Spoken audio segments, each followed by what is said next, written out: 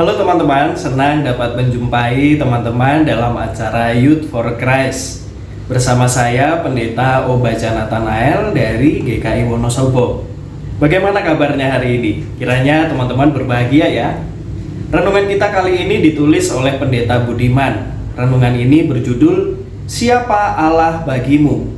Yang didasarkan pada kitab Mazmur pasal 91 ayat 1-2 dan ayat 9 sampai dengan ayat 16.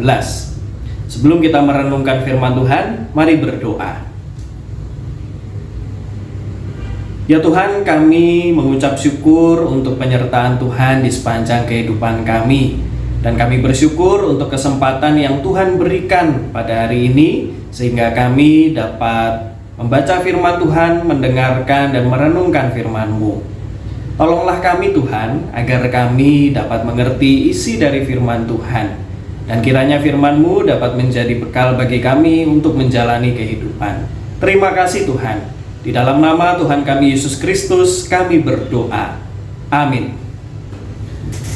Teman-teman yang terkasih, yang menjadi pusat refleksi kita pada hari ini adalah Mazmur 91 ayat 14 yang berbunyi demikian. Sungguh hatinya melekat kepadaku, maka aku akan meluputkannya. Aku akan membentenginya, sebab ia mengenal namaku.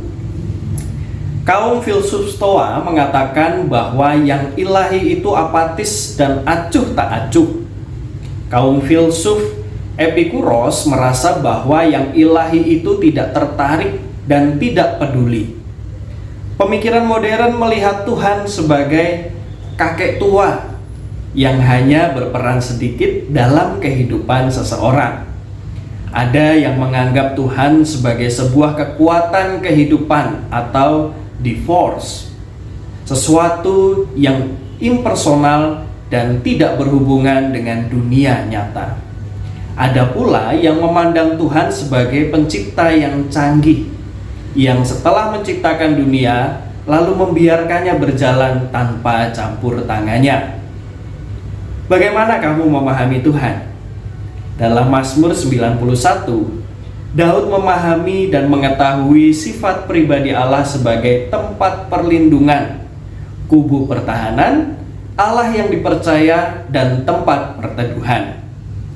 Inilah perkataan seseorang yang mengenal Allah secara dekat. Ia tinggal bersamanya.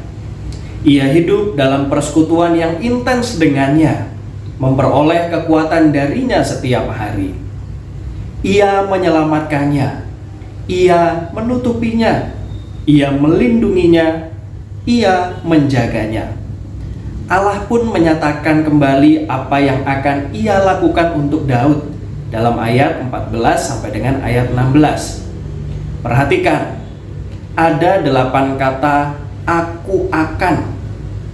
Ada alasan lain yang sangat penting mengapa Allah bertindak. Kuncinya terselip dalam kalimat sebab ia mengenal namaku. Daud mengenali, menghormati, dan mempercayai nama Tuhan dalam pribadi, sifat, dan karakter Allah.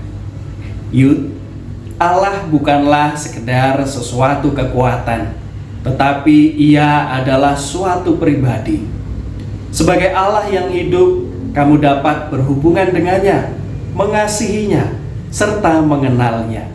Kita perlu belajar dari Daud, yaitu menyebut Allah dengan Allahku, yang artinya Allah yang terlibat secara pribadi dalam kehidupan kita dan sangat dekat dengan diri kita.